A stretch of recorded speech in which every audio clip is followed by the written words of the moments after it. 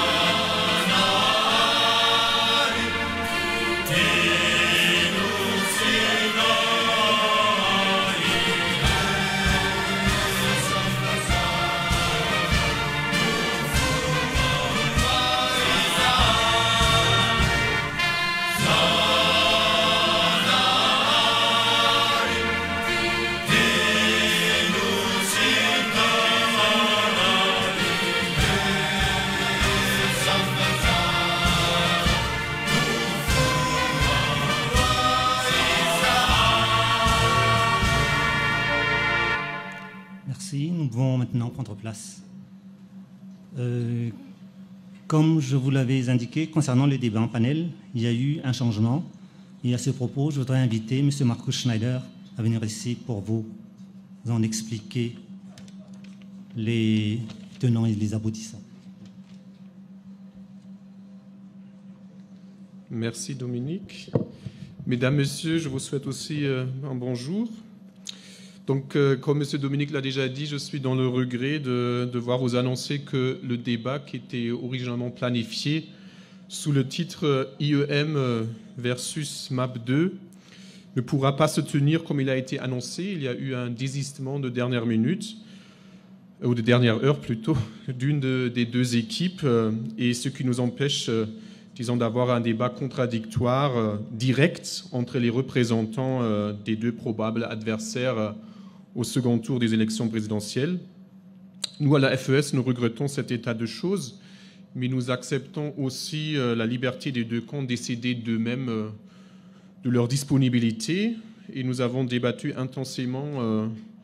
chez nous pendant toute cette journée comment alors procéder.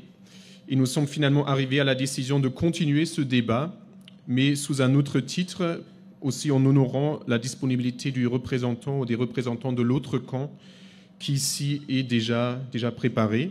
Et le titre sera ainsi « Élection 2018, quel programme pour relancer Madagascar ?» Et nous croyons que la FES ne détient pas le monopole ou l'exclusivité des débats à Madagascar, c'est-à-dire on peut toujours débattre et débattre d'une manière critique, même si l'un des deux côtés, ou voilà, peut-être d'autres ne sont pas représentés officiellement, la question de la relance économique, la question d'un renouveau économique et social, et à notre avis une question perpétuelle et qui n'est pas uniquement liée à cette élection à la fin de cette année-ci. Et ainsi la réponse n'en est pas le monopole d'un ou d'un autre parti politique. J'aimerais bien alors remercier M. Serge Savmaouf en sa capacité de coordonnateur de campagne du candidat et ancien président Marc Ravalomanan d'avoir répondu positivement à notre invitation. Il sera soutenu ici par M. Jimmy Ramianjason, qui est aussi membre équipe du MAP2. Et nous remercions aussi également les deux autres panélistes, Mme Louvarabar, que vous connaissez tous, une journaliste à l'Express de Madagascar, et comme panéliste de dernière minute, que nous remercions aussi vivement pour sa disponibilité à 2 heures du débat, M. Pascal Rassaun, d'avoir répondu positivement à notre invitation. Nous rappelons que les débats sur cette question de relance, d'émergence, de renaissance, de renouvellement, d'action, donc il y a beaucoup de qualificatifs pour qualifier ceci, est nécessaire, surtout dans un pays qui a connu un long déclin économique et social depuis maintenant presque 60 ans, et ce que certains chercheurs et commentateurs malgaches comme internationaux ont baptisé le paradoxe malgache. Il s'agit donc plus que jamais d'exercer une analyse critique sur ce qui est proposé par les candidats et politiciens et de décortiquer aussi les recettes offertes pour sortir ce pays de ce marasme. Et ainsi, tout débat qui a lieu effectivement est mieux qu'un débat annulé. Et pour des raisons de neutralité politique, nous avons confiance que nos 2 autres panélistes, Wael Tipian, Mme Louvaraba, M. Pascal, sauront poser, et aussi Mme la modératrice, bien sûr, sauront poser des questions pertinentes, sauront aussi articuler les critiques, même peut-être face à cette puissance rhétorique de M. Savmaouf. Et de plus, comme dans tout débat démocratique, celui-ci sera aussi bien sûr ouvert au public. Donc, mesdames, messieurs, que vous êtes ici dans cette salle, je vous appelle de ne pas être timide, mais de formuler vos questions, vos critiques, vos craintes et d'entrer dans un débat avec nos panélistes. Et une dernière remarque concernant la neutralité politique et aussi pour démontrer notre bonne volonté de démocrate en tant que Fondation Friedrich Ebert, qu'on ne nous accuse pas de donner, disons, uniquement la place à une des 2 équipes. Donc nous proposons également de faire un débat similaire avec le même thème dans le cadre d'un public de Wael Tipian, surtout à l'autre camp politique qui n'est pas officiellement représenté aujourd'hui. Donc on pourrait se rencontrer dans peut-être le même lieu ou au moins dans à une même occasion, à un moment propice avec l'équipe IEM. Mesdames, Messieurs, je vous remercie de votre amiable attention et je vous souhaite un bon débat. Merci.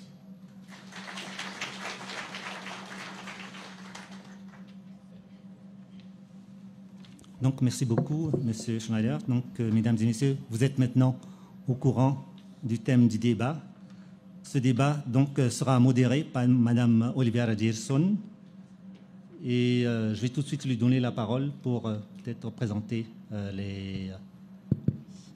panélistes. Oui, merci beaucoup, Monsieur Dominique Rakout-Malal. Les panélistes ont déjà été présentés tout à l'heure. Je refais juste un petit tour des panélistes. Donc, Monsieur Serge Savmaouf, coordonnateur général de campagne du candidat numéro 25.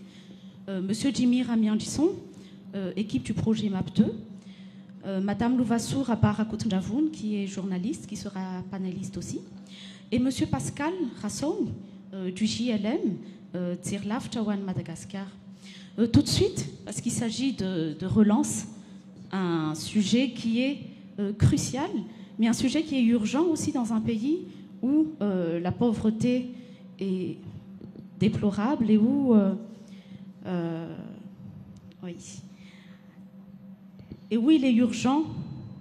de repartir, d'aller appuyer sur la croissance, d'aller sur le champignon. Donc on va tout de suite entrer dans le vif du sujet et je vais donner la parole à M. Serge Savmaouf, peut-être pour la présentation justement du programme que votre candidat numéro 25, M. Marc Ravalomanan, compte appliquer pour la relance économique de Madagascar si c'est lui qui gagnerait les élections. Monsieur Serge Zafmaouf, à vous la parole.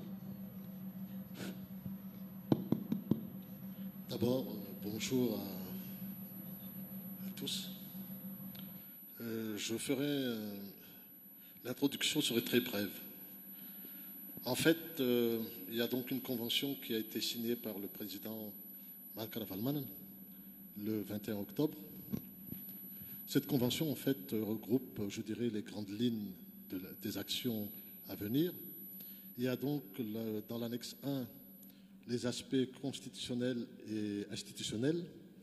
Au niveau de l'annexe 2, on voit ce qu'on appelle la solidarité transgénérationnelle. Au niveau de l'annexe 3, on voit ce qu'il y a, l'état de droit, la gouvernance et la moralisation de la vie publique et politique. Et l'annexe 4, en fait, on va donc parler du MAP 2 sur l'aspect économique et social. C'est aujourd'hui qu'on va un peu expliciter pour la première fois ce quatrième volet. Donc, je fais juste ce brève introduction. On regrette un peu que nos amis ne soient pas venus. On aurait eu un débat assez riche, mais on va essayer de se débrouiller tous les deux pour ne pas vous ennuyer. Voilà. Donc, je vais donc donner la parole en fait à mon ami Jimmy pour un peu justement introduire le débat. Merci Serge. Tout à l'heure, Madame a parlé du développement, problème du développement à Madagascar. Effectivement, qui ne sait pas qu'on est dans... Le problème, c'est la pauvreté à Madagascar. Et justement, on parle de Madagascar Action Plan, le plan d'action pour le développement de Madagascar. C'est un plan basé sur des actions concrètes, réalisables, qui devrait améliorer le niveau de vie de la population. C'est un plan basé sur les expériences du président Ravalomanan pendant ses mandats, basé sur les visites, les échanges qu'il a eus avec la population dans toute l'île, en consultant également les experts nationaux et internationaux. Donc tout ça pour trouver les actions concrètes, réalisables à court terme pendant ces quinquennats pour améliorer encore une fois la condition de vie de la population. Donc ceci à titre d'introduction. Je ne sais pas si vous allez, comme on n'a pas de débat, si vous avez des questions ou je vais continuer encore sur cette lancée.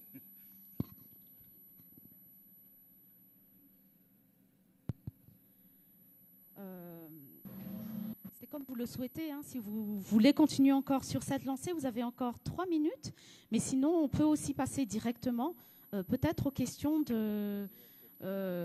Louva, Rabar et Rakut Njavou. C'est peut-être un petit développement. Comme vous le savez, pour le MAP 2, le président a présenté là où il est allé le manifesto qui contient donc les 10 engagements du président pour le quinquennat à venir. Dans les 10 engagements qu'il a pris, on peut citer par exemple, je parle de ce document, vous avez bien lu, peut-être ceux qui n'ont... Ce n'est pas l'heure de propagande, hein, mais pour vous montrer ce qu'il y a là-dedans, je ne montre pas. Donc là-dedans, on parle de sécurité, on parle de l'éducation, on parle de la restauration de l'état de droit, de la restauration de la confiance de la population envers l'État, on parle de décentralisation. Il y a 10 engagements, je ne vais pas le lire ici en détail, mais vous aurez l'occasion de vous poser la question tout à l'heure. Donc, il y a, les engagements dans ce manifesto. Également, c'est là où décliner toutes les actions qui vont être mises en œuvre pendant le mandat du président Ravalomanan.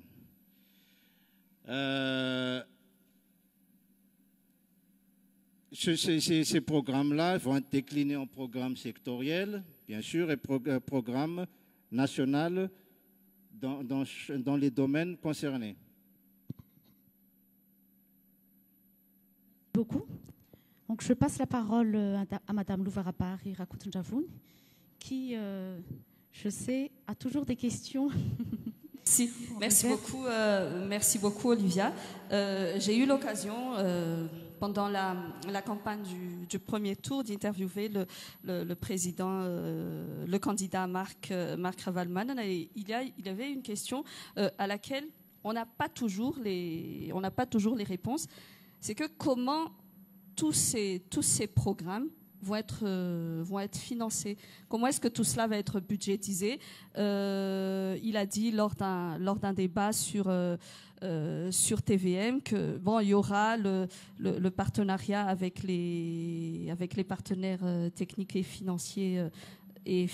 habituels, mais concrètement, comment est-ce que cela va se passer? Est-ce que nous, on va toujours se contenter d'attendre que les gens viennent nous aider, ou comment est-ce que ça va se passer? Comment est-ce que tous ces programmes vont être financés? Est-ce que tous ces programmes sont budgétisés? Monsieur Jimmy Ramianson a parlé tout à l'heure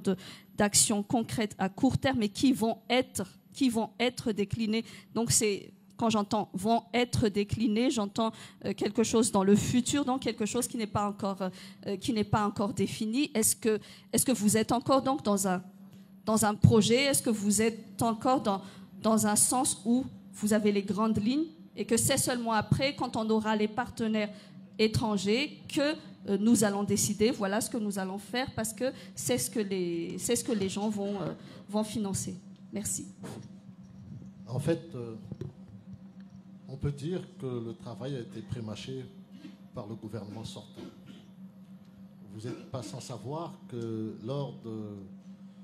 de la conférence des bailleurs des investisseurs à Paris en 2016, il y a eu déjà 6,4 milliards de négociés. Sur les 6,4 milliards, il n'y a eu qu'environ 1,3 milliard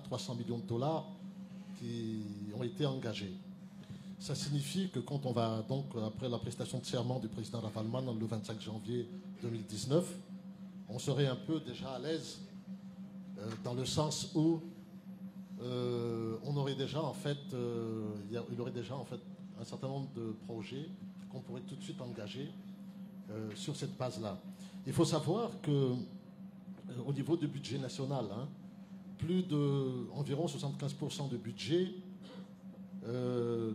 provient des bailleurs de fonds, des partenaires techniques et financiers. 90% du PIB, pour l'instant, provient aussi des bailleurs de fonds. Ça signifie qu'on ne peut pas effectivement, pour l'instant, je dis pour l'instant, nous passer des bailleurs. Mais on ferait en sorte que cette intervention des bailleurs diminue d'année en année, à partir de la production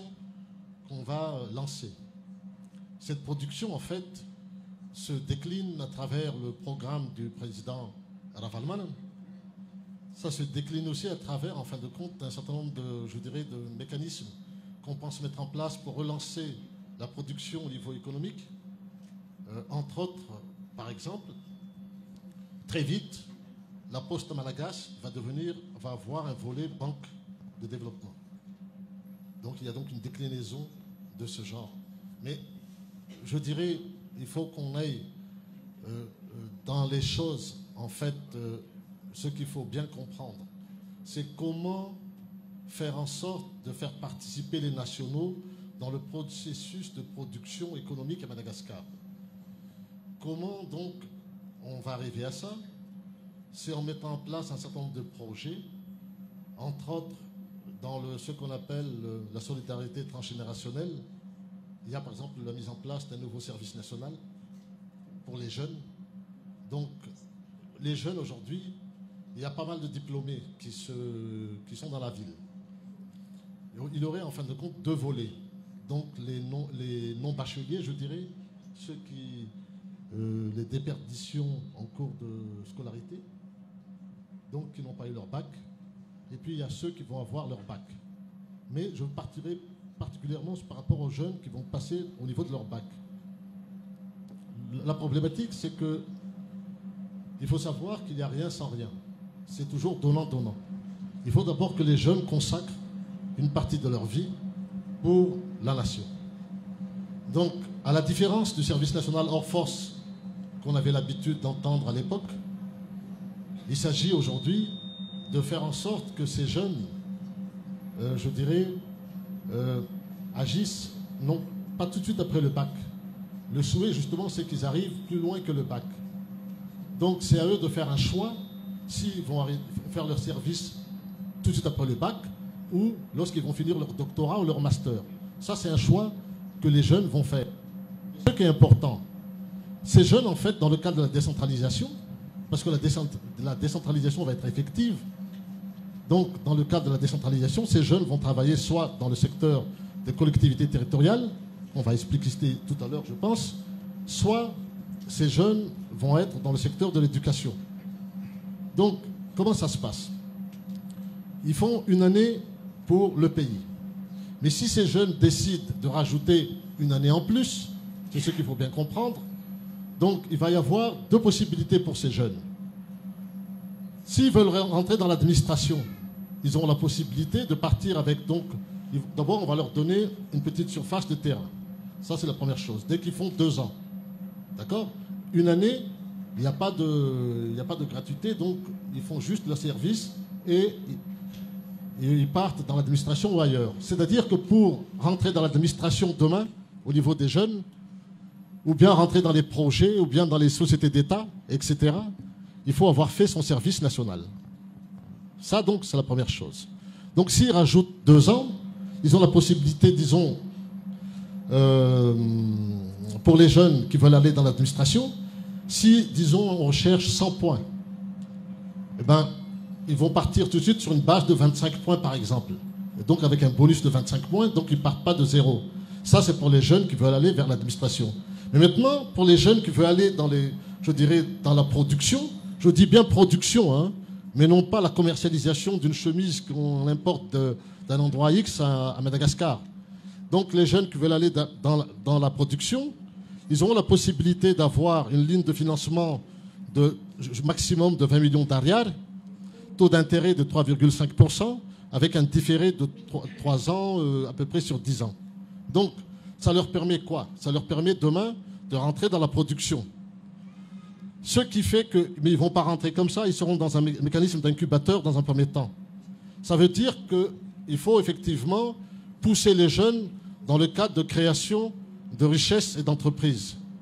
C'est ça, en fin de compte, le pari qu'on fait, mais on préfère laisser tomber les rêves éveillés. Donc, on préfère aller vers, je dirais, le réel, plutôt que de faire un rêve éveillé. Voilà. Merci. Est-ce que Lou va encore tes questions? Je voudrais toujours rester sur ça. Ok, donc vous assumez que ça sera donc pour commencer pour toutes les actions à court terme, ça sera financé par nos partenaires parce que nous, pour l'instant, on est dans la capacité de financer tous nos programmes. Et après, quand on sera sur la production, parce que finalement, moi, je suis journaliste depuis un bon bout de temps. Je n'ai toujours pas compris quelle était la vraie idéologie portée par ce MAP. Ben, on a l'impression qu'on est dans le libéralisme. Où est-ce qu'on est? Comment donc est-ce que ça va se passer pour les impôts? Qu'est-ce qui va être exigé à ceux qui vont produire? Si les gens ils vont aller produire, combien de pourcents on va leur prendre pour permettre justement de financer? Parce que comme vous avez dit, on s'achemine vers ça. Qu'est-ce qui va être pris aux gens qui vont produire? Et ça, c'est toujours cet aspect idéologique du programme qui manque souvent, qu'on ne comprend pas et on n'arrive pas tellement à comprendre. Merci.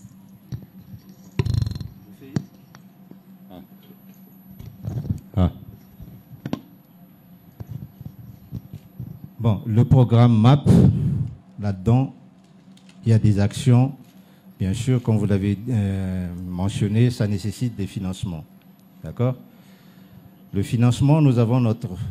fonds des Malgaches, à nous, dicté par la loi de finances. Et là-dedans aussi, il y a le financement venant des bailleurs pour la réalisation des actions. Premièrement, qu'est-ce qu'on doit faire? On doit bien gérer d'abord les ressources qui nous sont propres. Donc ici, il y a la bonne gouvernance à mettre en place. Et dans la bonne gouvernance, il s'agit de bien gérer ces ressources. Et aussi, quand on parle de financement à travers les partenaires financiers et techniques, il s'agit de bien négocier, bien définir, bien défendre les intérêts de notre pays. Et bien négocier, c'est-à-dire avoir les conditions favorables, propices, qui nous sont favorables. Donc, dans tout ça, on croit, avec l'expérience de notre président, Marc Ravalomanana, avec les résultats qu'on a eus pendant ces quinquennats, avec la mise en place de MAP 1, que voici, on a pu réaliser, donc, comme j'ai dit tout à l'heure, 7% de taux de croissance. Ce taux de croissance, on espère que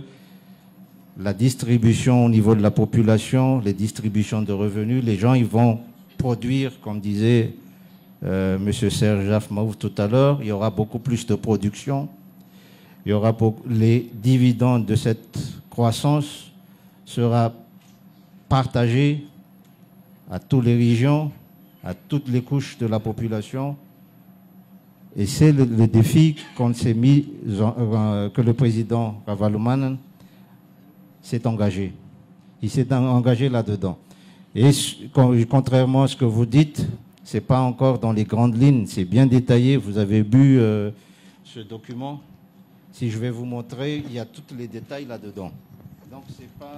c'est pas encore dans les grandes lignes, c'est bien détaillé dans toutes les lignes. Peut-être que ce n'est pas le moment, mais si vous voulez, vous pouvez consulter tout à l'heure. Donc, voilà que je vais vous répondre sur cette question. Merci beaucoup. On va peut-être tout de suite passer la parole aussi à M. Pascal Rasson. Nous rappelons que ce débat peut être autant en malgache qu'en français, comme cela vous plaira ou vous mettra plus à l'aise.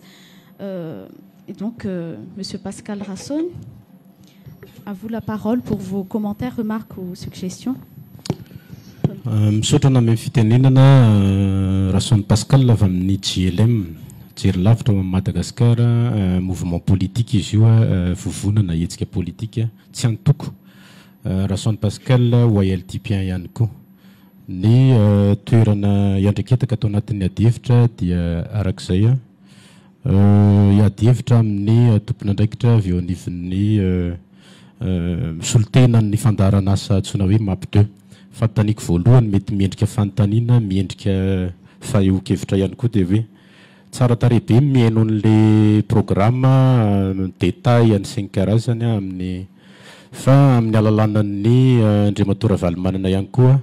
dia manana atao hoe fomba fiseraserana mahitsy ho takatry ny sarambabem-bahoaka raha ohatra zany hipetraka amin'ny hoe ho atao azon'ny olona rehetra le antsoina hoe MAP 2 fa naninona MAP 1 inona ny ala inona ny ova inona ny fahita ao anatin'le MAP 1 navatonga an'le hoe programme MAP 2 indray ao anatin'ity saly izy ve karazana minona moa zany marketing politique indray satria verina ho candidat ny ataontsika hoe Andriamato Marc Ravalomanana zay ny anankiray voalohany ny anankiray faharoa mihaino ny fanazavan'Andriamato Serge Zafmaouf teo dia hoe vokatra avy amin'ny traikefa expérience ny Andriamato Ravalomanana tamin'ny sehatra rehetra izay nisy azy eo ihany koa ny atao hoe ny relationnel ny iraisam-pirenena sy tetotoerana ihany koa nlezain'ny Ramatoa Lovarabary teo ny mahakasika ny hoe fomba hamatsiana volan'ilay programme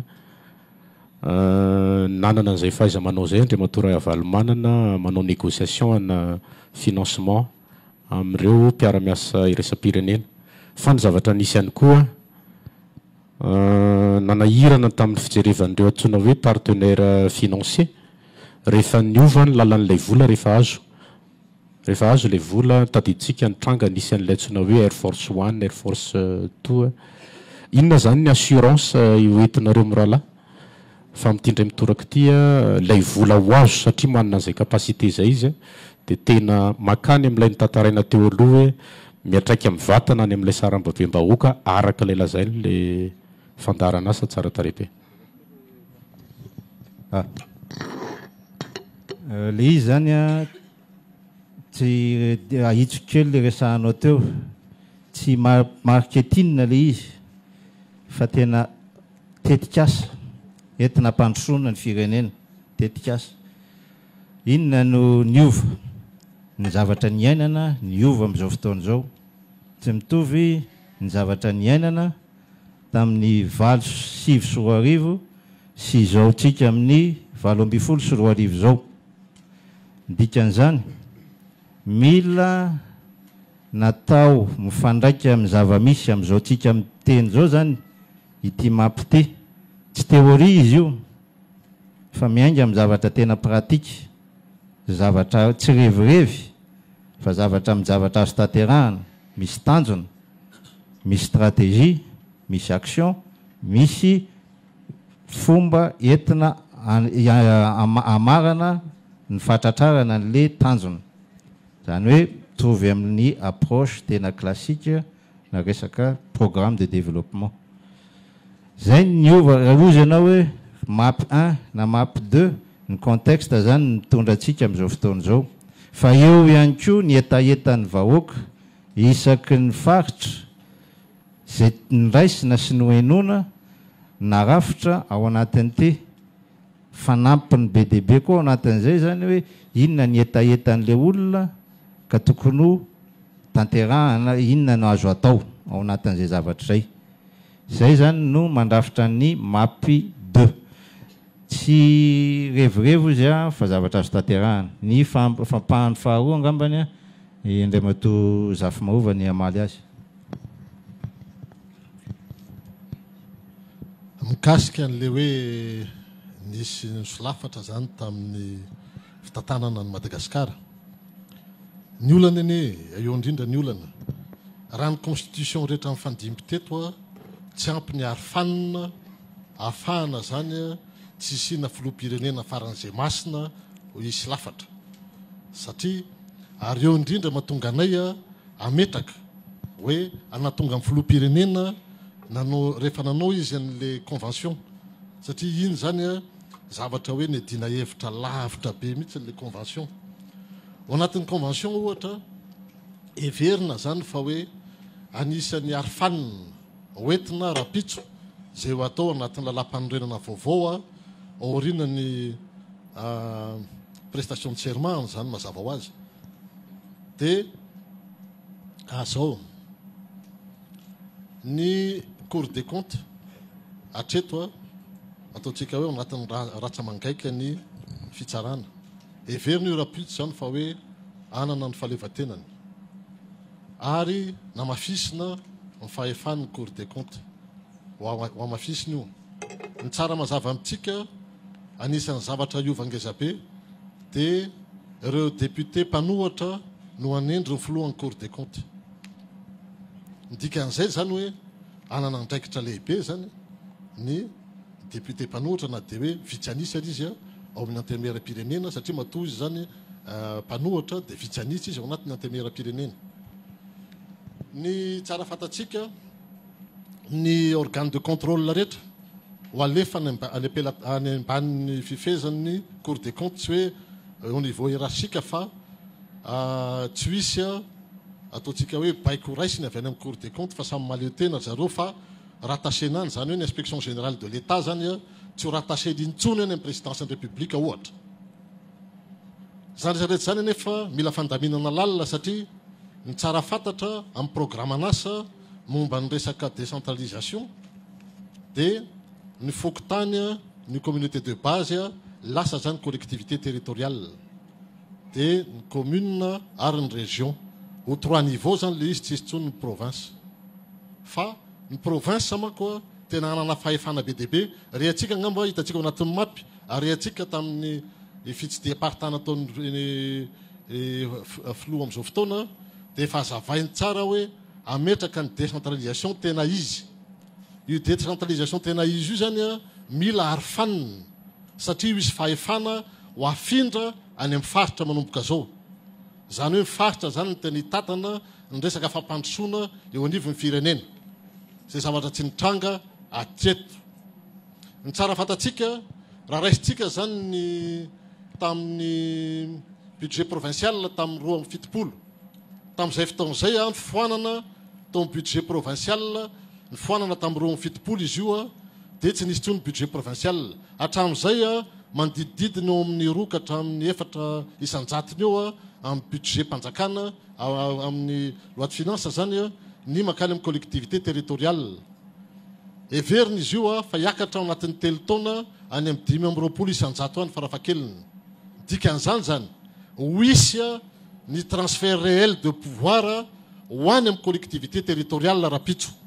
fa sarisarina décentralisation zay natao atreto ny dikan'izay dia zao zany rehetrarehetra zany mila arofanina matanjaka ahafahana zany hoe mife zay décentralisation zay satria tsy maintsy ampidinina zany anivon'ny collectivité territoriale ny organe de contrôle rehetra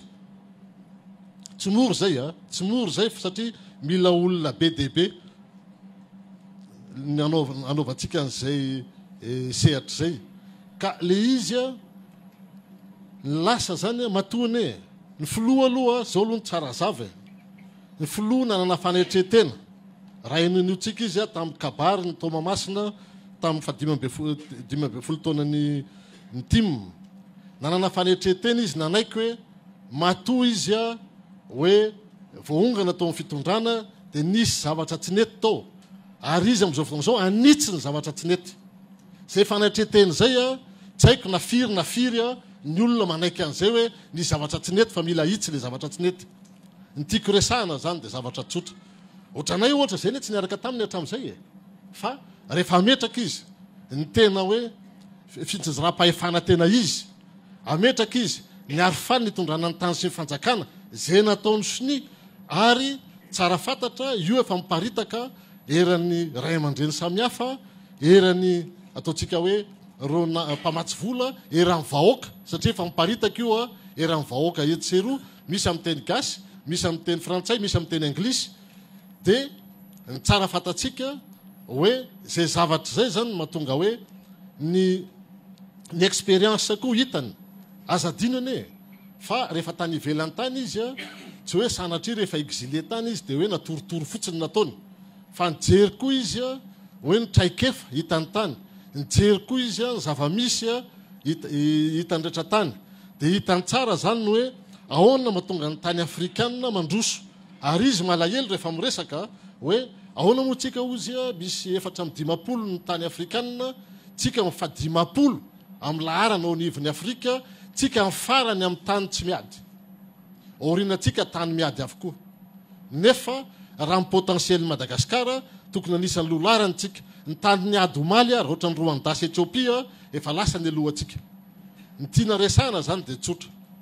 tsika zany variana fampitsikera fa ny tena izany apetrao ny tena programa afana zany mampandroso a Madagasikara le fitsikerana ny mory fitsikerana mora fansarotra ny ataontsika hoe ametraka Madagasikara rapitso ao anatin'le resaka hoe fampandrosoana ny olana lehibe ny tena olana lehibe a dia zao ny resaka kely momba le resaka trosa satria le izy nanao allusion kely anao am'le resaka trosa zany a Madagasikara 39% ny trosa Madagasikara zany par rapport amin'ny produit intérieur brut raha hoe tamin'ny taona 17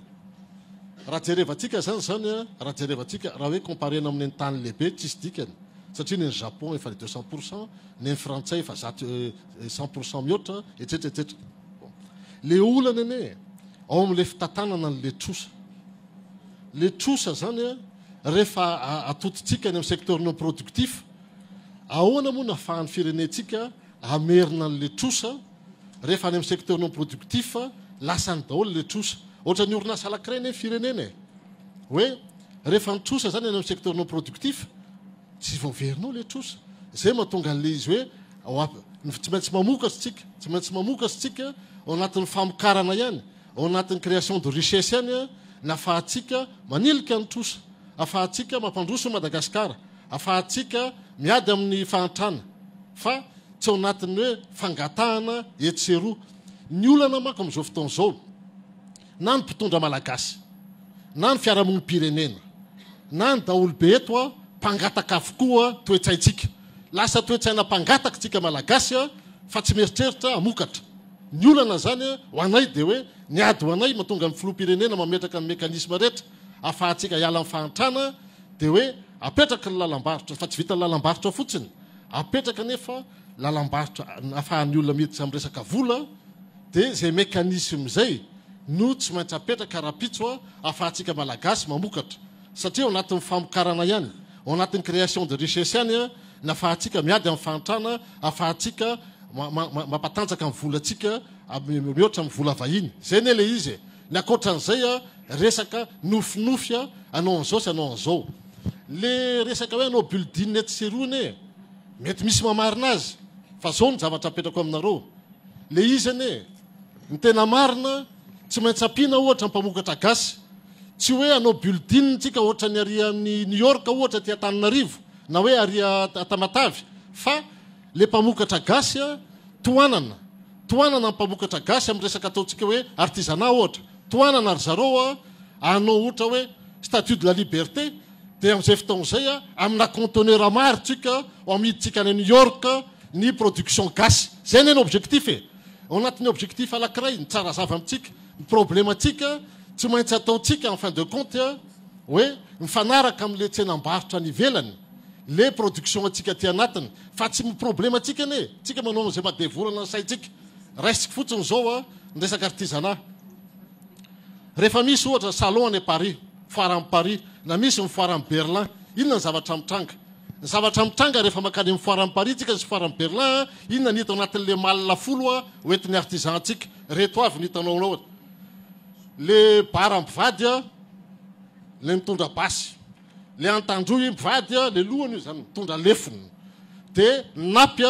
le pira gasy na voninkazo dia rehefa avy eo tsy maintsy misy an'le zavatra misy vato iny dia rehefa avy eo misy boulier etc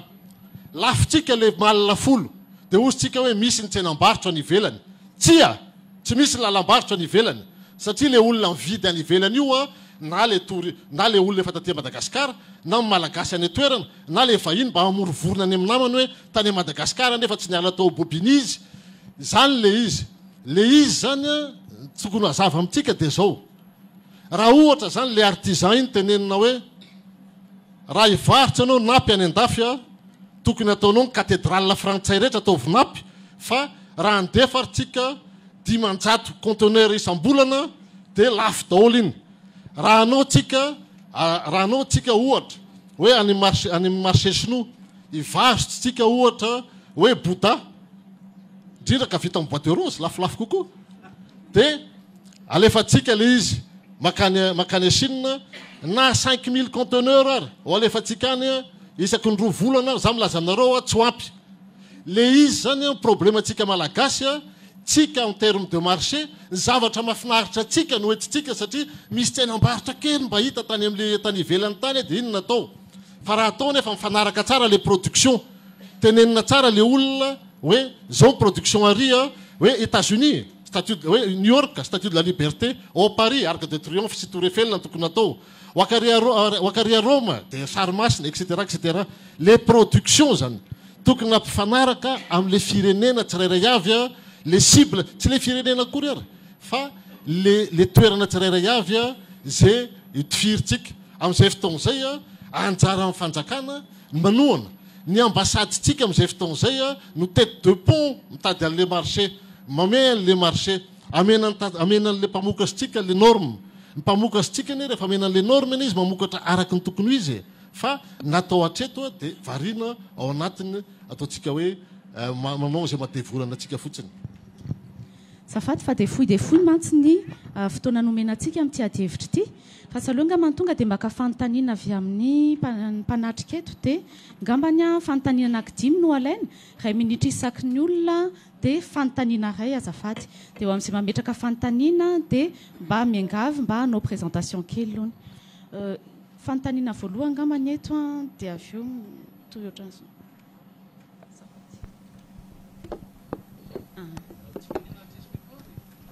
Avy eo ny micro ka.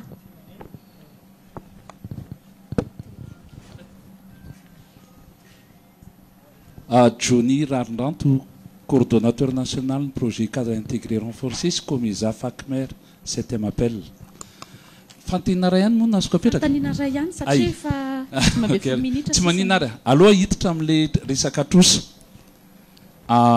Lazainao tao hoe 7 isanjaton'ny PIB zany ny trosan'i Madagasikara tamin'ny 2017. Fantanina tiako apetraka ary eo foana ny olana eo amin'ny fanaovantsika programme développement. Ianao ve mieritreritra fa 3 milliards tsinona zany trosantsika zao 3 milliards 200. Zakatsika malagasy ve trosana 3 milliards 200 sy mihoatra an'izay amin'izao fotoana zao zay firenena tena sahirana. Sa mbola mazaka mihoatra an'izay tsika sao dia tokony ahena izy ary mitady fomba hafa mba atonga ny fahefa-mividy malagasy miakatra satria zao fitony politique publique nampiasain'i Madagasikara nanomboka tamin'ny taona 1960 ka hatramin'izao fa tadidio fa ninidina foana fahefa-mividy na dia tamin'ny androny Marc Ravalomanana. Zay fotsiny ngamba faloha fantainitsika asiko apetraka. Sora tompoko. Nisy nanangatanana koa. Sotra betsaka indrindra Rado Tompsona mpampianatra membre ny jery lavitra ho an'i Madagasikara. Raha ny anisan'ny devisenay ao anatin'ny jery lavitra ho an'i Madagasikara dia ny hoe raha mitohy tahaka an'izao ny fandehanan'i Madagasikara dia tsy misy fanantenana azo antenaina zany. Ka raha araky ny resaky ny ray aman-dreny Serge Zafimova teo mikasika ilay décentralisation izay tena anisan'ny adevitra irahanay ao anatin'io vovonan'io dia ny hoe afaka telo taona ozy ianao raha lany ny candidat Marc Ravalomanana no mety hisy fiantraikan'ilay izy eto amintsika. Kanefa ho anay ao amin'jery lavitra tokony ho azo atao ihany mihitsy ilay izy na anio dia anio ary raha jerevantsika mikasika ny impôt no tokony hijerevana azy zany hoe inversena tonga dia azo atao androany ny resaka nomenclature budgétaire rehetrarehetra ahoana no mba fahitanareo an'izany sao dia tokony atao aingana li satria maika araka ny teninareo ny fampandrosoana. Misaotra tompoko. Misaotra tompoko. Dia rehefa avy eo lay Misaotra tompoko. Parsora Gotamanga, secrétaire général ny SSM. Tamin'ny 4 octobre zay nanasan'ny candidat rehetra dia tsy tonga ianareo efa manana vina syndicale zay ary omenay ianareo na izany aza mino ny fanontaniana ao anatin'izay dia nafanafana ny tontolon'ny syndicat ao anatin'iny fitondrana teo iny aiza ho aiza ny fomba mahanareo ny fitakin'ny syndicat io menareo fotoana firy zahay amin'izay fa mahana ny vary mangatsikareo misaotra tompoko tia ny vina dia omeko anareo ao anatin'izay. Fanontaniana anankiroa farany.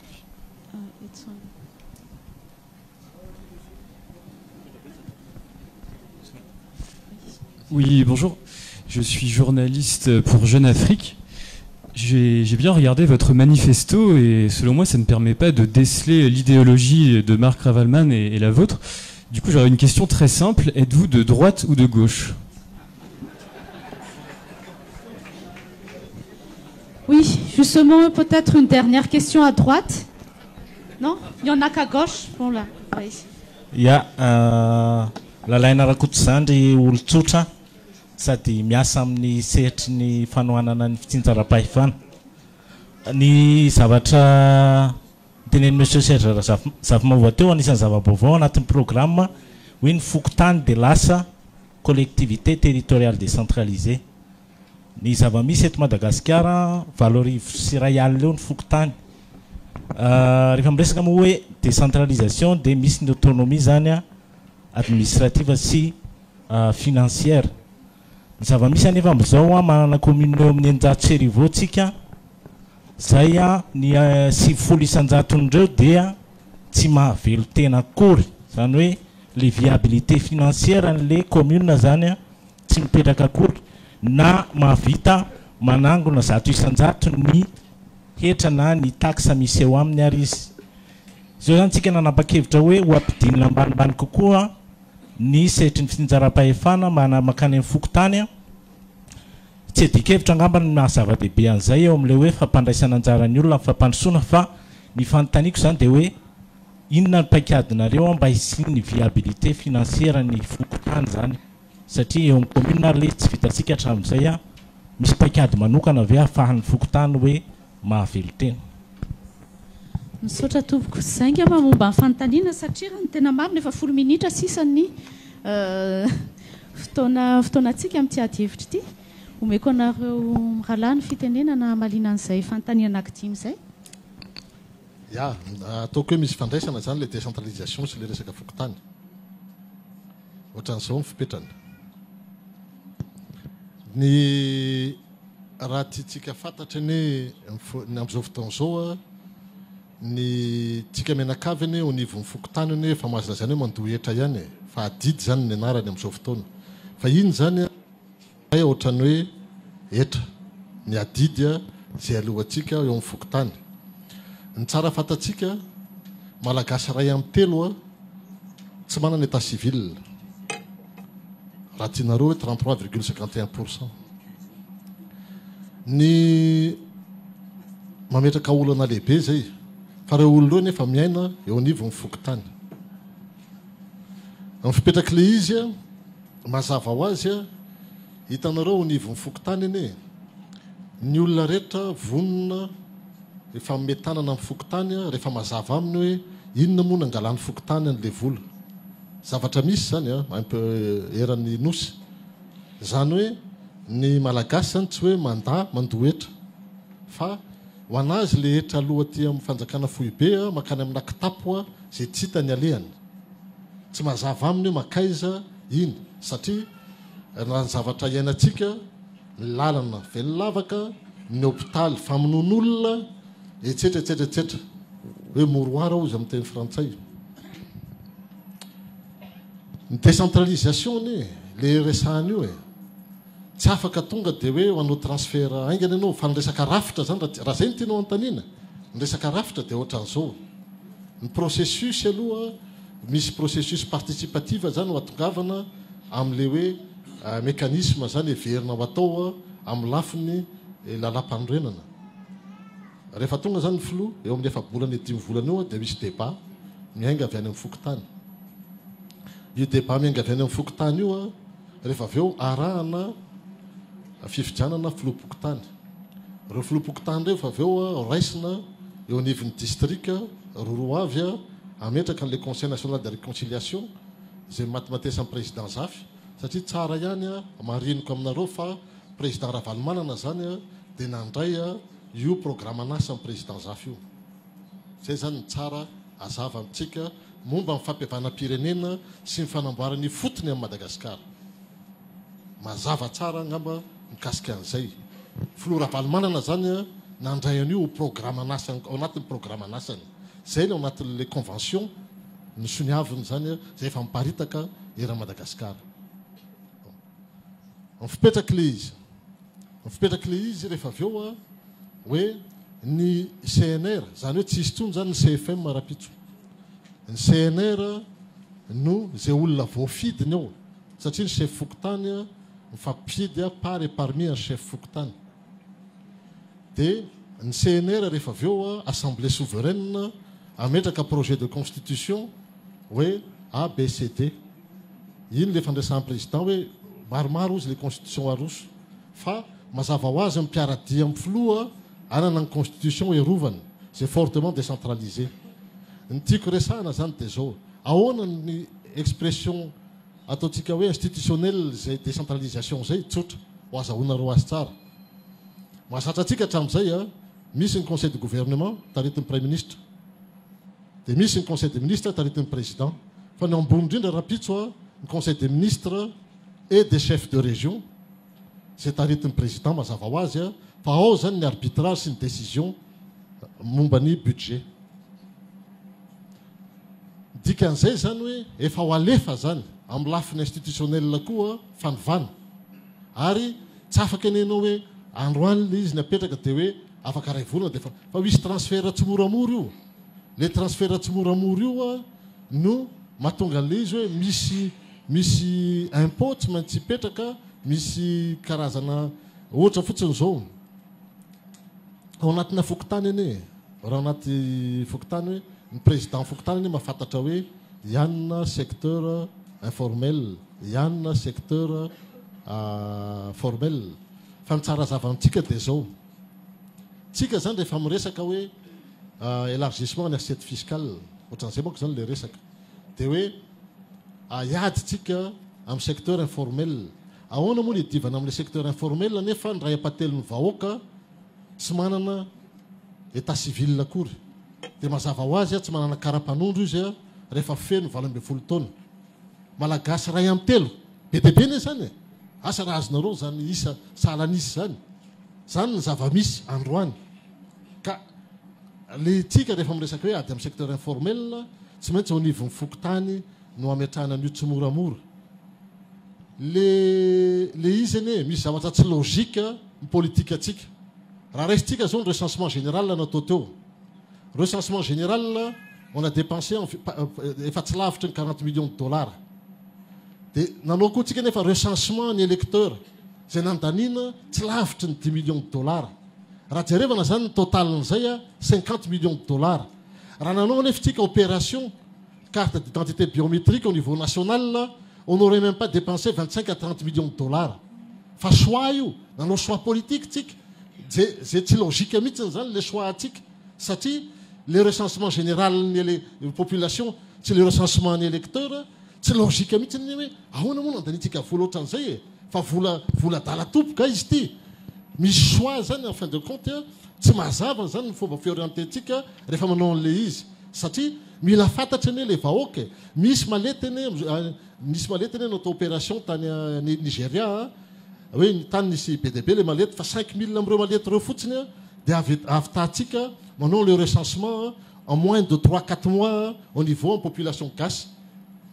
fa le izy ny choix atsika zany tsy mazava foana hoe inona miguide an'le choix atsika ka le izy zany amin'ny lafiny resaka hoe fampandrosoana hoe tsy maintsy aloha ampidirina aloha reo malagasy ivelany raha fampanjakana reo ho an'ny fanjakana fohy be ne rehefa tsy manana état civil anao dia tsy olombelona sanatrian'izany io le hoe zanak'indrema ozy rytama ka le izy ny tiako apetraka zany ao anatin'izay rehetrarehetra zay dia zavatra tsotra hoe itsika zany itsika tokony ho azotsika tsara hoe mazava ho azy misy changement de système de paradigme misy zavatra maro zany tsy maintsy iova ary mila famezan-tanana anao an'le izy hoe miainga vet marina ane ny teneninao misy fokotany tsy viable etc fa ina moa tsy mahaviable an'le fokotany tsy ny resaka production ane ny zavatra misy ane misy orinasa A aty amin'ny territoire A misy azy manao production izy ary amin'ny territoire B sy C fa akoatra ny ristourne le territoire B C tsy mahazo mihitsiny par rapport amin'ny impôt sur le revenu ohatra ny fokotany rehefa miresakytsika ristourne sy rehefa miresaka tsika ristourne sy redevance ny tsara fantatsika ane au niveau les communes rurales ahoana mifandehan'le resaka ristourne sy redevance les chef lieu ny commune rurale mazo an'le financement amin'le redevance sy ristourne fa le fokotany de production tsy mahazo na ariary ary valable zany amin'ny resaka code minier ny fokotany de production ne tsy mahazo dia zany anefa mila correction satria le arena mivoaka avy eo amin'le fokotany fa izy tsy mahazo ny tsara fantatsika ane moyenne lakiray fantatrareo ve fa moyenne lakiray ao anatina commune rurale entre amin'ny fokotany distance na fokotany alakiroa au niveau en extrême il y a minimum 20 km 25 km ao anatina commune rurale alakiray ny distance misy entre ny fokotany opposé alakiroa zany rehetrarehetra zany ane problématique dikan'izay zany hoe le fokotany tena mamokatra nefa tsy mahazo ininona ao anatin'le ristourne ao anatin'le redevance encore moins ao anatin'ny impôt zay alohan'le orinasa zany rehetrarehetra zany mila correction mila amboarina zany rapitso satria zany mahatonga le mitanila amin'izao fotoana zao a ny resaka hoe ny famokarana eto Madagasikara any ane le enjeu e zany rehetrarehetra zany tiako tenenina zavatra tsotra mila zany resaka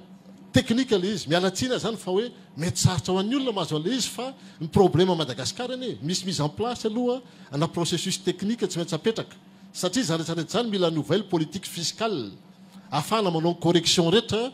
mahatonga le frustration misy any amin'ny zone de production rehetra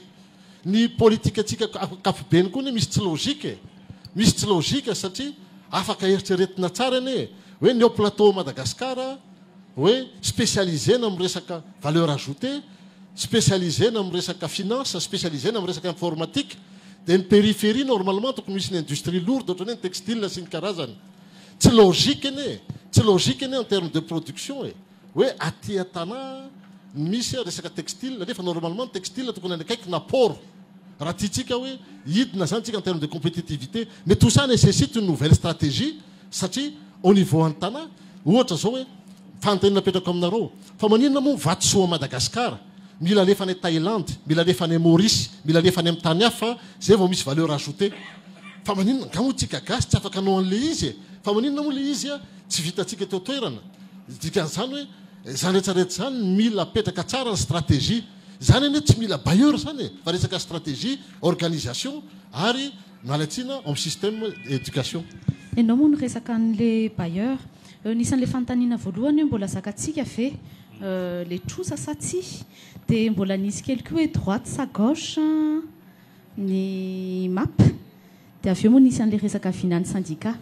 ngambany amina fotoana fohifohy satria nytenen'ny responsable teo mbola no deuxième tour tsika amin'le fanontaniana fa fanontaniana telo fotsiny tena atao fohy ny hoe zakatsika sa tsy zakatsika ny trosa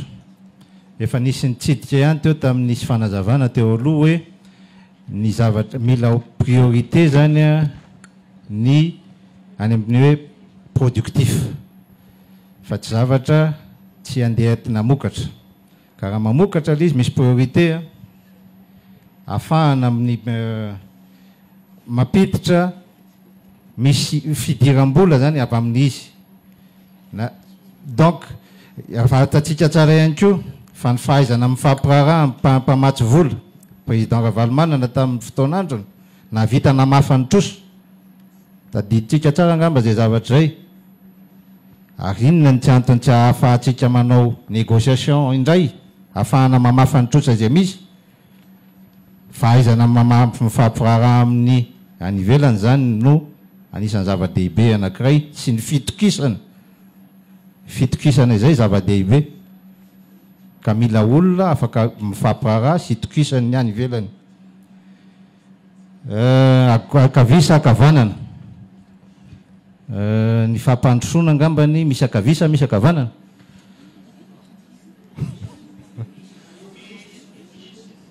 misy ay ny atsika dia mamokatra isika raha amin'ny afiny hoe famokarana zany libéral ozy izy nareo angambany fa atsika koa mijery ny lafiny sosialy akavia angamba zay donc inona ny azo lazay akavia tsika akavanana ay zay fanitenenanareo azy ara zany ngambanytsika kan'le fanontaniana anankitelo dia le rangahy tsy farany indrindra efa nanangatanana efa ela be dia mba asitsika vehivavy angamban'le vehivavy eo amin'ny centre eo dia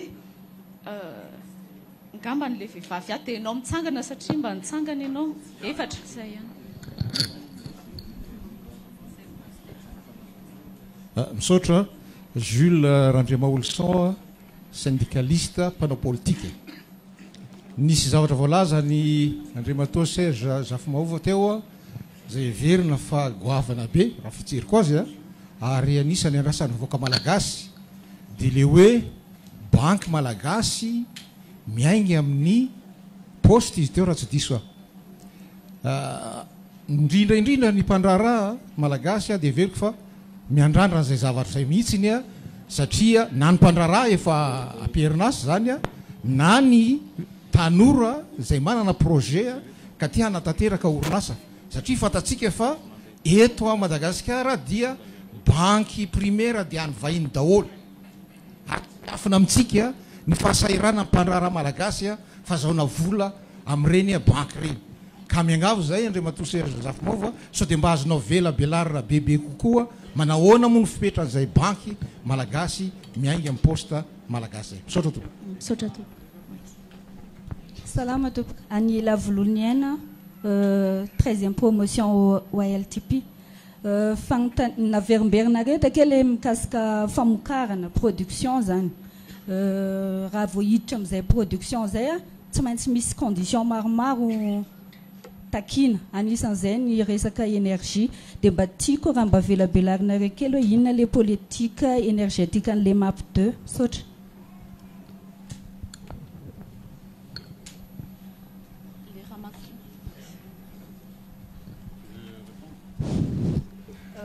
Madame Andremerso Lalanirine,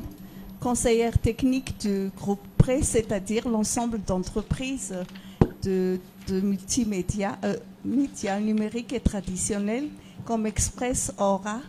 et Business, essentiel. Et puis nous avons aussi une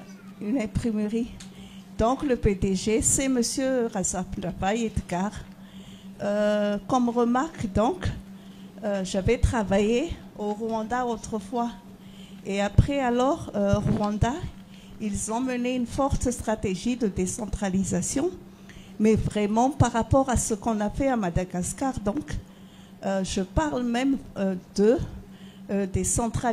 décentralisation effective. Donc, on a fait une grande réforme, voire une refondation même de Rwanda. Et ça fait depuis longtemps, depuis 58 ans, qu'on parle toujours de décentralisation à Madagascar. Et je crois aussi qu'on avait fait une approche Fouktane à la fin vers 2007. Et je crois qu'au niveau du LIM, donc il y avait une formation des chefs Fouktane. Et aujourd'hui, on rencontre toujours des problèmes.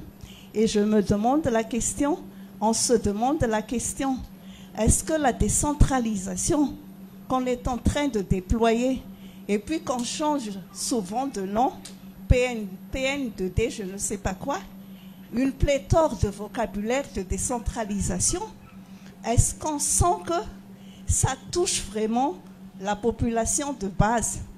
Et avec 18 241 Fouktane et notre superficie, est-ce qu'il est temps encore de parler de décentralisation? Et je me pose la question qu'avec une petite superficie de Rwanda, il y a beaucoup de Malgaches qui travaillent là-bas, et ce sont des Malgaches qui ont fait la refondation, même si on ne dit pas le mot. Pourquoi on ne réussit pas à Madagascar avec 50 années d'expérience? Et je crois qu'il faut vraiment capitaliser, voir très bien qu'est-ce que ça veut dire décentralisation et aller progressivement vers la refondation, c'est-à-dire l'effectivité de la prise de responsabilité. La minute est dépassée, et de pouvoir par les Fouktane. Merci. Oui, merci. Donc la dernière question du public.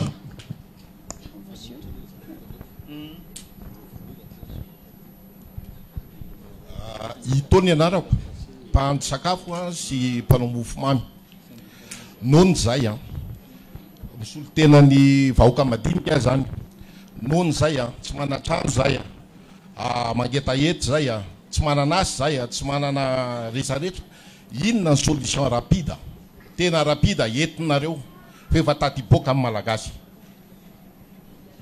Saotra tompoko vola Pascal angamba fanontaniana farany.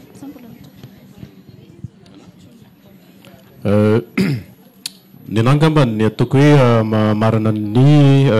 fanampin'ny adevitra moa no tena tokony natao e fa lasa tsy tena afaka ny adevitra tsara tsika betsaka ihany ny teboka tokony ny adina hevitra tao anatin'ilay loha hevitra hoe relance économique quel programme pour Madagascar fa tsy maintsy mandray anjara ihany tsika manisy aina n'le adevitra fanontaniana anakiroa angambany iainga tamin'le fandarana ray teboka anakiroa ka am'le point anankifolo anatin'ity le hoe fandarana asan'ny candidat Ravalomanana ty manifesto eny amin'ny point voalohany le hoe amerina fandriampahalemana manahoana ny fifandraisan'ny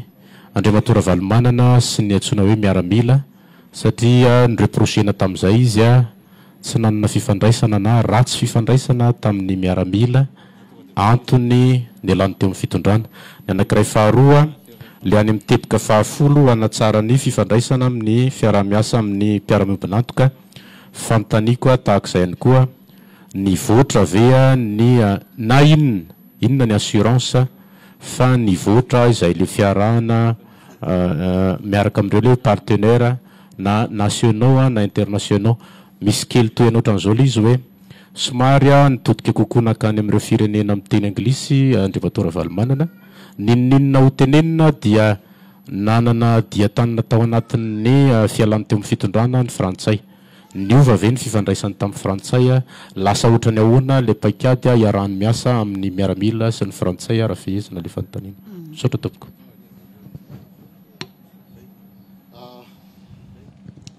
Kasika miaramila zao fotsiny angamba ny amaliko azy ny colonel Djosso zay ancien RESEP sy ancien REGAP garde présidentielle ny filoha Didier Ratsiraka zay tratra babo tany akaikin'ny Brickaville ary Atsapanana Ranomafana hoe io oloha niaraka ny sakafo tamin'ny colonel Ben Laden 12 minitra alohana faty ny colonel Ben Laden tratra babo izy tratrany zanadambo tokony hoe ho petahanjala izy amin'ny telo maraina fa afaka niporitsaka izy tamin'ny ray maraina olo zany victime 2002 zany resahanao zany io olo akehitriny mitarika ny comité de soutien miaraka amin'ny filoha Ravalomanana le izy zao ny teniko le politique dynamique fa tsy statique ny colonel Charles zay anisan'ny etsiketsika tamin'ny 2009 efa miresaka amin'ny président Ravalomanana ry Kotity efa miresaka amin'ny président Ravalomanana le izy angamba azatsika indray mieritreritra prihatra afo amin'ny resaka ohatran'izay satria efa lany andro zany araka le niteneniko hoe nisy ny fahadisoana mety mitranga dia matoa izy amin'izao fotoana izao raha anareo mahita ny miaramila d'ouverture hoe miaradia aminy manahirana manko mbola misy miaramila maromaro any exercice fa anisan'izany miaramila niaraka tamin'ny général Fidy zay voatery nitsoka-ponenana teto Madagasikara zay miaradia amin'izao fotoana izao amin'ny président Ravalomanana fa zany mbola any exercice zany olona rehetra zany ka le izy angamba aza mameritreritra piditra hoe afo mikasika hoe miaramila zao hoe matahotra miaramila côté matahotra n'izao hoe efa lany andro zany resaka zany raha mikasika amin'ny filoha Ravalomanana sy ny fifandraisany amin'ny miaramila za sery zazafo maova miteny anareo an'izany ny fifandraisana amin'ny frantsay araka le nresahako taminareo teo dynamique amin'ny politique fa tsy statique hoe raha omaly mety saminy ataontsika hoe fampiaya teny androany efa miova ny rara satria saminy efa naka expérience na ny filoha Ravalomanana na ny zareo frantsay ny frantsay koa ny azadino fa président Tanora mitondra azy ankehitriny tsy mitovy zany amin'ilay fifandraisana teo aloha tamin'ilay réseau ataontsika hoe France Afrique mety misy France Afrique forme vaovao le izy fa ataontsika hoe tanora kokoa le ao amin'ny lafina ray économique no fomba fijeriny zareo azy ka le izy angamba amin'izay lafin'izay mipetraka dia valiko farany dia rehefa avy eo ny namana mety andray fa afaka miverina ihany naona ozy ianao ny vahoaka marina ane zany azadino ane fa ny crise 7 ka hatraty amin'ny 3 sy 4 azafady ka hatramin'ny 3 sy 4 arivo nanome à peu près 380 000 chômeurs fantatry ny syndicat zany amreo mbola vao ny atsasany tafiditra miasa ary am'le atsasany miasa ary ao anatina sous emploi ny tiako resahana zany zay mahatonga atsika hoe marina fa ho ampitsika ny investisseurs directs nationaux fa tsika mbola tsy afaka hiala aloha akehitriny amin'ny investisseurs directs étrangers aleo azava zany zay lafin'izay satria am'le famoronana asa zany tsy maintsy misokatra amin'ny any ivelany Madagasikara fa tsy azotsika atao fa zao fotsiny anefa le izy kosa raha misokatra ary tsika amin'ny investisseurs directs étrangers oka kosa tsy manjorom-bala amin'ny lafin'ny fiscalité sy amin'ny lafin'ny taux de crédit bancaire ny investisseurs directs nationaux satria amin'izao fotoana zao tsika lasa tompo mangatakatiny eto Madagasikara satria raha hoe évasion fiscale la fijeritsika azy avy aty optimisation fiscale la fijery l'investisseur étranger raha ohatra fotsiny zao resaka ny secteur mine ny sous-traitance on n'est pas sur le même pied d'égalité satria afaka répercutena amin'ny investisseur direct étranger ny avantage azony ambaty visy QMM nefa le izy tsy répercutable les avantages aty amin'ny investisseurs directs nationaux zay ny zava-misy dia tsika zany lasa tompo mangatakatiny ary eo efa nisy resaka natao tamin'ny tompona andraikitra ambaty vy fa mivaly teniny dia zao le problème ane ozy mifanjakana rony tsy miary ny entreprise gasy zay ny zava-misy ka le izy zaretsaretra zany ilaina correction ao anatin'le izy satria lasa tompo mangatakatiny tsika ao anatin'ny processus misy ka tsy maintsy à travers une création d'emploi aloha zany dikan'izany hoe mila investisseur direct étranger ary ny investisseur efa eto amintsika zany atao zay ataontsika hoe andaminana azy fa tsy hoe kidnappena isaky ny 2 minitra ry zareo raha kidnappena isaky ny 2 minitra ry zareo inona moa zany stabilité en termes d'investissement zay zavatra zay mila lamina mila petraka ary ao anatin'le conseil national de réconciliation zay ny tsara fantatrareo ho izy koa solotena ny vahiny roroa avy isaky ny communauté étrangère satria mila dinihana amin'izay hoe ahoana ny fiarahamonitsika miaraka am'ireo vahiny reo nefa misy lasa teratany malagasy ohatra ny teratany malagasy lasa teratany vahiny any ivelany dia le izy tsy maintsy jerevantsika ny fandaminana anatin'izany zavatra rehetrarehetra zany satria rehefa misy ny droit misy ny devoir koa zay le izy zany hoe rehefa intégré azy tsika misy koa adidiny tsy maintsy atao ho an'ny firenena zay nandray azy zay zany ny resaka momba an'izay lafin'izay ny resaka syndicat mbola tsy nivakiko le document fa fatapatatsika ena nefa le problème syndical fa zao ne zany le izy misy fifandraisana ihany io am'le firenetsika amin'ny akapobeany dikan'izay hoe tsy maintsy manodina aloha tsika le famokarana dia rehefa avy eo tsy maintsy mba mizara mivokatry ny famokarana ny orinasa za miteny aminareo ivoaka kely am'le resaka syndicat nisy zavatra napalahelo ane nitranga tany Maurice ohatra ahoana moa mba orinasa gasy ray tokana i Gastropizza orinasa gasy ray tokana tany Maurice ny BOI ny équivalent d'IBM eto Madagasikara zany nanasa azy makany inona ny zavatra mitranga nataony opérateur tsy ny fanjakana mauricianina fa ny opérateur mauricianina nanao toetra tsy zaka tamin'ny mbinina zay tompony Andriamatobinina zay tompony Gastropizza dia menacena mihitsiny izy afaka manontany azy nareo fa opérateur 12 dont opérateur sur la place de Tana raha za mihitsiny tamin'izany fotoana zany nidiky daholo ny orinasan'ireo opérateur eo dia lasa aloha baka ny Maurice gasy ray tokana ve tereny zareo zany mbinina hoe à 51% tsy maintsy zareo mauricianina dia 49 ny mbinina nefa izy nanao ny investissement zany ve dia rariny satria malemy loatra diso malemy ny fanjakana gasy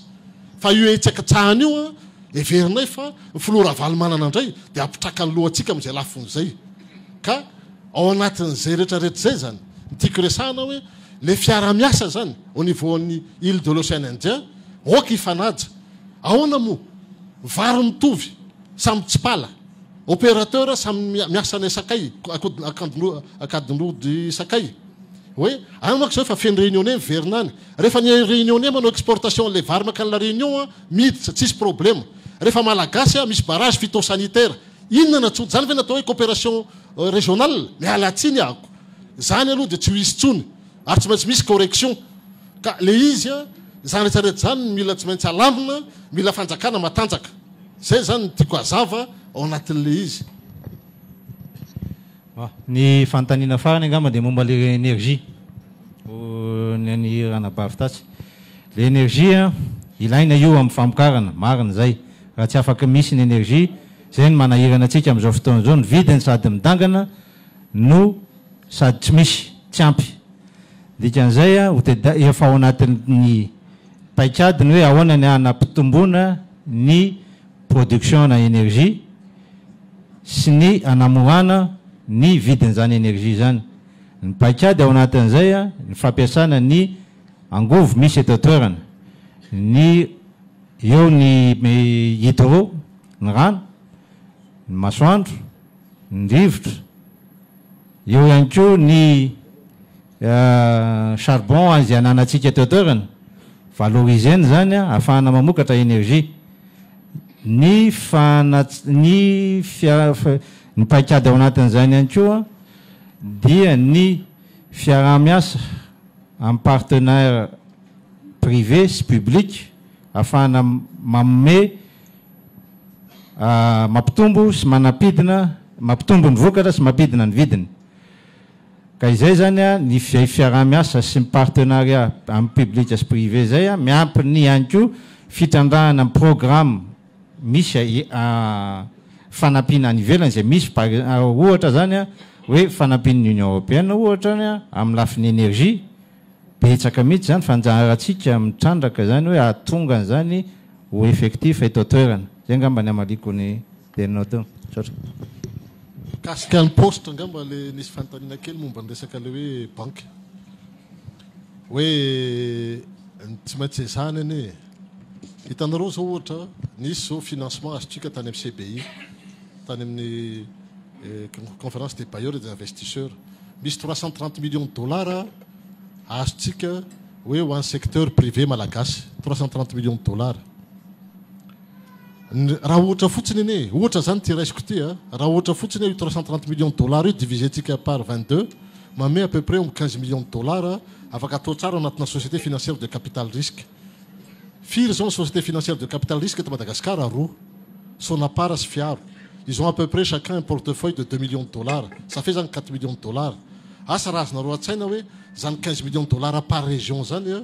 somary misimisy comment fonctionne une société financière de capital risque miditra izy par minoritaire anatin'le entreprise dia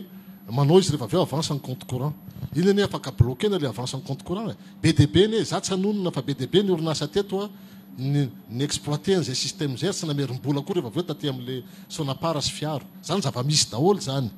ka le izy ny fipetraky le izy on peut aller sur des taux de 5% etc dia eo justement fameno rehefa avy eo amin'le banque les banques rehefa avy eo tsy nisy firenena lakiray nandroso tsy manana banque nationale mba tediavinareo hoe le firenena tsy tononona hoe Thaïlande zao hoe Rwanda etc manana banque Maurice etc manana banque nationale daholo anie tsika rery mieritreritra androso tsika malagasy manko manampahaizana loatra angamba mieritreritra androso tsy manana banque nationale ka le izy banque-ny olona tonga aty anie nampiny teratany aloha ahafahan'ny teratany manodina ny volany aty amintsika ka zany rehetrarehetra zany mila zany toetsaina vaovao fa le tsika le esprit de coloniser intellectuellement amin'ny lafiny hoe les paupérisation antsika ty mangataka ty hoe na fanjakana na fiarahamonim-pirenena mpangataka daholo tsika menakavy fa ngatsika taranaka androso ka le izy zany hoe nitiako resahana zany hoe any anie zany le problème ady tsy maintsy ataotsika zany fialana amin'ny fahantrana dia mifamokarana afahantsika mamokatra misy ny lalam-bola afahantsika malagasy mivelatra zany tsy maintsy atao ka le izy ny mécanisme hipetraka arapitso zany dia anoanana malagasy hoe ife ny famokarana misy eto Madagasikara manomboka any amin'ny artisanat kely io hatrany amin'ny orinasa le bebe any kokoa fa tsika zany tsy tokony vahiny eto amin'ity tanitsika ty fa tokony toanana am'izay zany ny famokarana ny za zany tsy hita amin'ny lafiny teknika fa io misy lafiny teknika be deabe fa nytiako resahana zany hoe ny fipetraky le izy a ny tsara zava amintsika fotsiny a hoe tsy maintsy atao a zay ahafahantsika mamokatra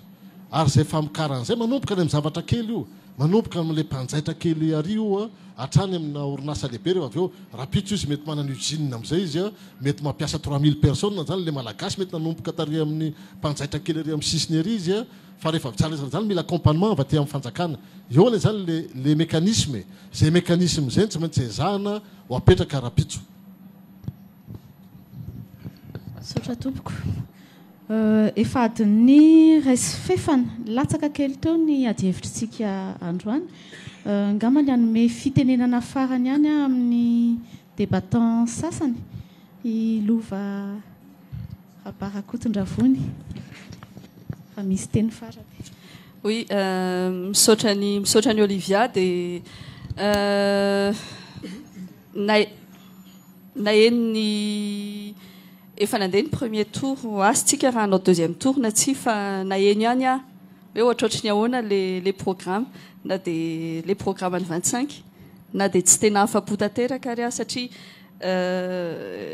na dia efa nisy aza ny ezaka lehibe a mbola tsy tena fantatro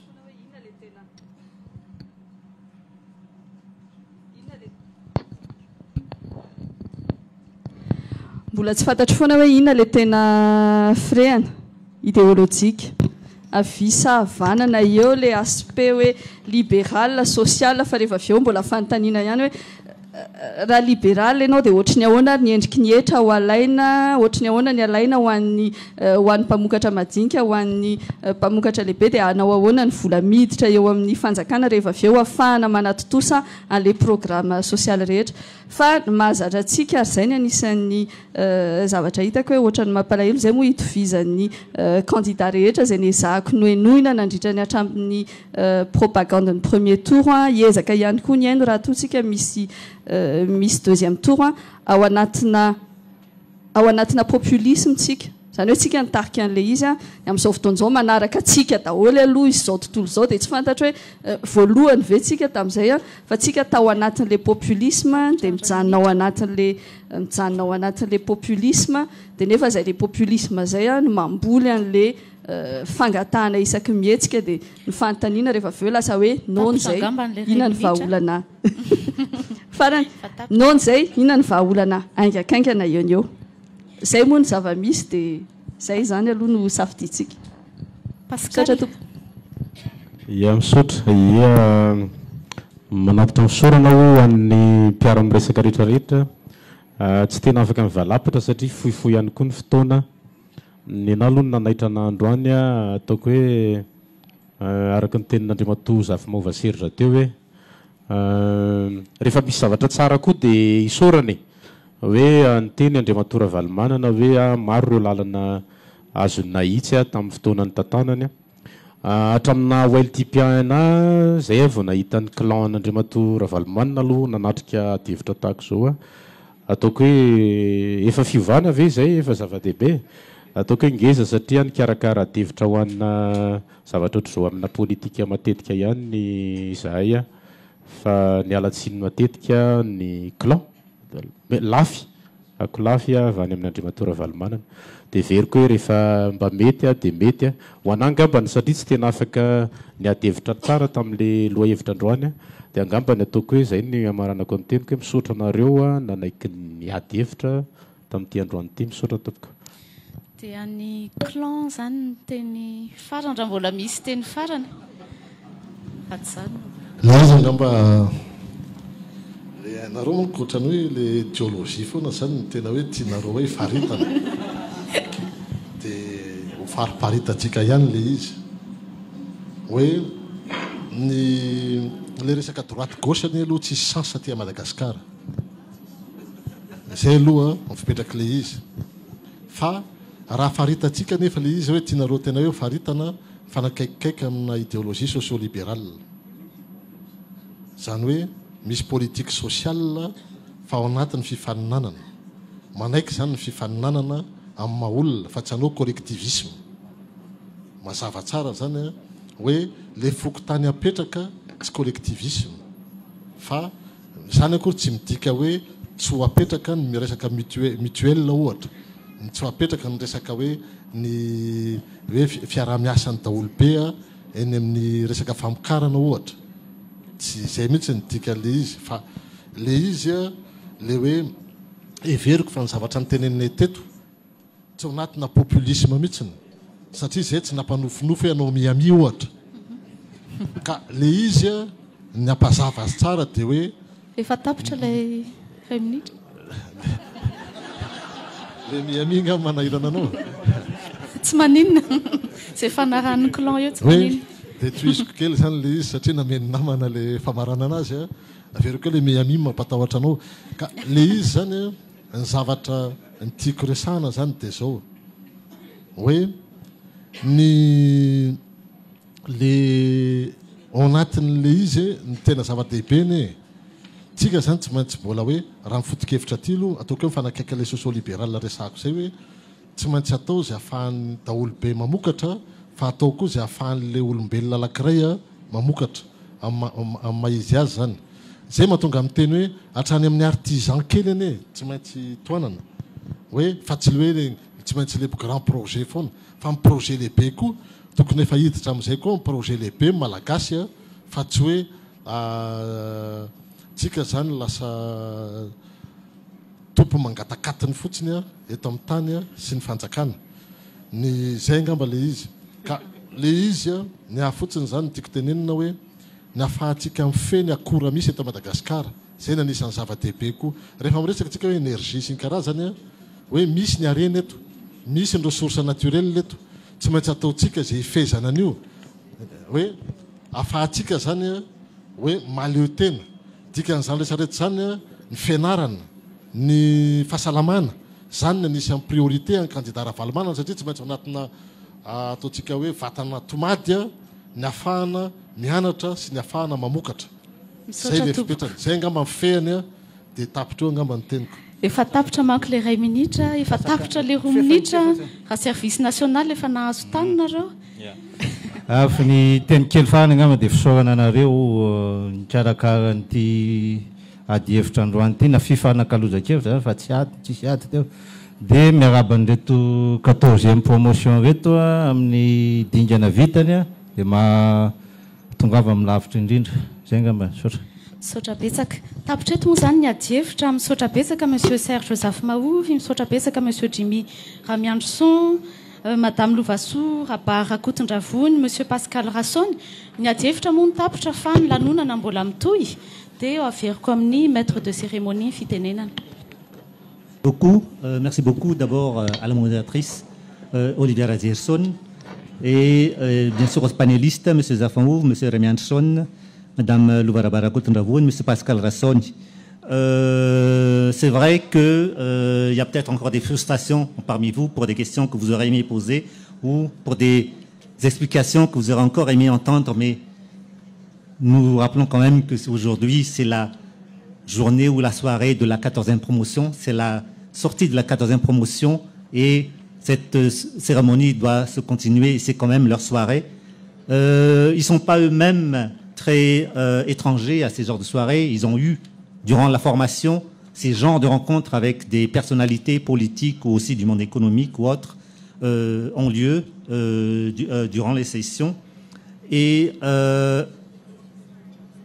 ce que j'en ai dire aussi, oui, par rapport au débat d'aujourd'hui, c'est-à-dire c'est une nouvelle forme que nous avons donnée à la sortie de promotion. Nous répétons que nous avons donc, comme vous avez tous, nous avons dû changer le thème vu à cause de l'absence de l'autre partie, mais que, et je répète ici, l'offre faite par Monsieur Marco Schneider, représentant de la Fondation, que s'ils le désirent, nous leur offrons aussi l'occasion de faire un débat similaire avec aussi les OLL typiens. Merci beaucoup encore. Et nous allons maintenant, oui, vous pouvez reprendre place, comme on dit. Oui.